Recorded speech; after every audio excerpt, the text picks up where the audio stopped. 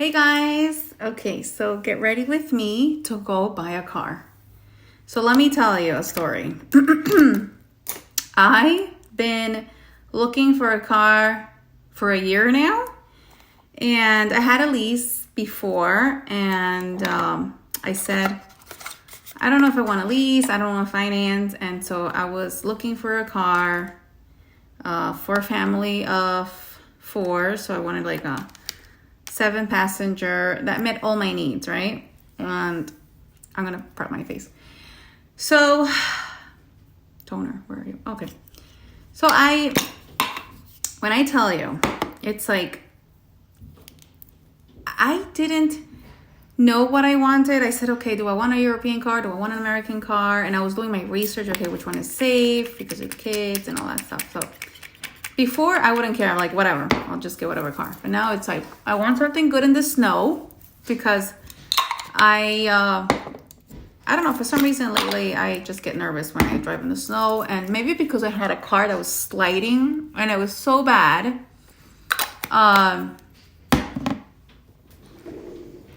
So I wanted something that it was really good in the snow. And I remember one time I had the BMW X3 and it was amazing in the snow. And actually the Honda Accord, so I remember when I was in my younger years, the Honda Accord was good. It was 4-wheel drive as well. But and I was like, okay, I test drove so many cars. I started with a Navigation by Ford, Expedition,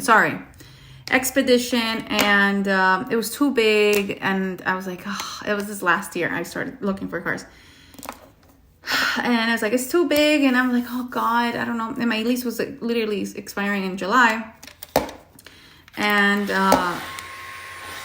the next one was the Explorer. I test drove that, but it was just too small, right? Oh, here it is. And I said, I was like, no, I need something bigger, but not as big as a Expedition because it's too big. But yeah, I mean, it's a nice car. Nobody's saying it's not. It was just too big. Then, I went to where else? We went to Lincoln. So I was like, okay, let's check. I mean, the Expedition looks similar to the Navigator. It's like, okay, I test drove the Navigator. Then I went to Marketplace. I was like, maybe there's some used cars. I'm like, in the meantime, just let me get myself a used car where I don't have to pay monthly stuff, and then until I find the actual car that I actually love. So I went to I'll test drive the Navigator, and it was nice. It was just, again, too big, and I was like, okay, forget that. That's out the window. Then what else was I doing? Oh yeah, so then I went to test drive. Oh, Subaru. I went to Subaru and I tested my mom has the Forester, so I went to test the Ascent. I think I'm saying it wrong, but Ascent. Big 7-passenger. And the lady's like, yeah, this is a nice car. And so we did the numbers. I was like, okay, I'm not crazy about it.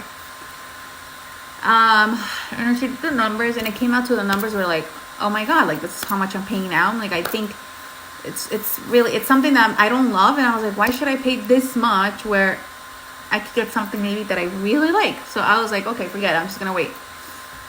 Then we went to a Range Rover because I like the Defender too. The Defender is big.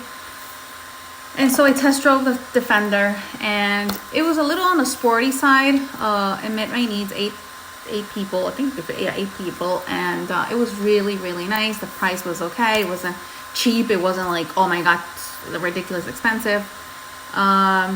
So then I was like, okay, let me figure out if it's just, you could feel the road. It wasn't like that bouncy feeling, right? That like the Lincoln gives you that luxury bouncy feeling. That's what I was looking for too.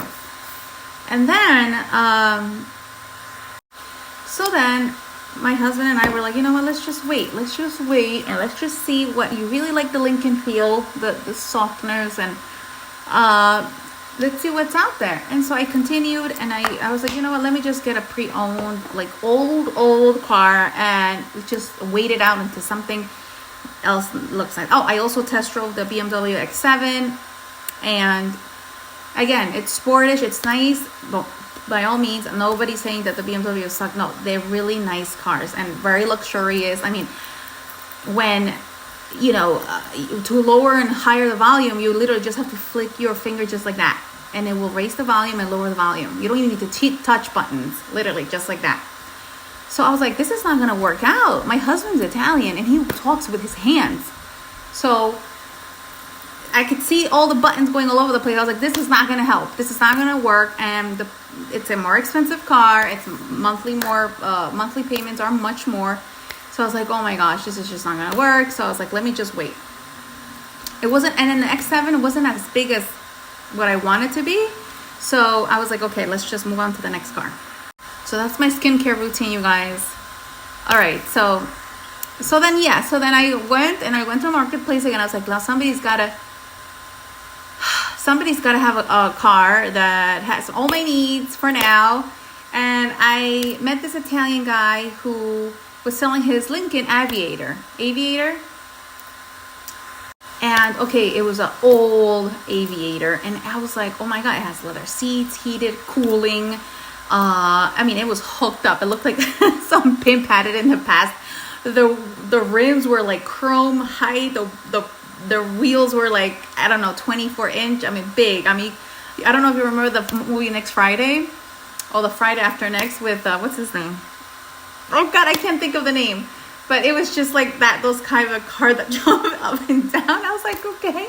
It has 7 passenger. It wasn't as big. Yes, it was a V8, but it wasn't as big as a Navigator. It was a nice car. It was really nice. I was like, I really like this car. I mean, it had a little like rust a little bit, but I was like, that's just cosmetic. As long as the freaking engine run. It had a Mustang engine, low miles, old car, but low miles for old car. And I was like, okay, let me get it. Guys, I have a little pimple going on here. I'll be right back. So I literally had like so much crap on my face. Okay, so what was I saying? So the guy gave me, I literally test drove the car, and it run nicely. The engine wasn't shaky. Everything was okay. And then the guy's like, okay, I just wanted to let you know this car is old, so please do not, I'm selling as is. I don't want you to call me if there's any issues in the future. And I said, okay, yeah, no problem. I understand. I'm getting an old car. So I go and whatever. I buy the car. Nice. We have a car. The lease is over. I give the crappy car back. After 3 years, they had a check engine. And I was like, oh my gosh, like it's not even 5 years and you're already showing me a check engine. So I was like, I'm not buying. I'm buying it out. And good thing I returned it. So, then I was happy with my car, nothing wrong. Then one day I was going to work, and I went to work, and I felt something drop. Like I felt something was not right. And so when I go up in the car, the muffler it's gone. Like it was dragging on the floor. I was like, oh my God. I was like, oh my God. And mind you, I always drove new cars. Like I always either finance. That was my first lease actually, before the pandemic. It was my first lease, and I was like, okay. But I always finance the cars, but whatever. Like I was like, let me see how the lease works. And it's very limiting, but whatever. So I looked and I called my husband. I'm like, amore, like there is a problem with the muffler because I see it's on the floor, like it's dragging. He's like, okay, well, he did say it's an older car, so let's go to the gas station. Thank God I had like the gas station next door, and he always fixes the cars. I'll change my oils on the prior cars and whatever. So I was like, okay. I'm like, Gary, like you need to check this out. And I don't know what's wrong with it, but I feel like I need a new one, or mold it, or put it back together, whatever he said that you need to do. Check part 2 of this video. I'm about to run out of time. It is story time with me while you get ready with me to go buy a car.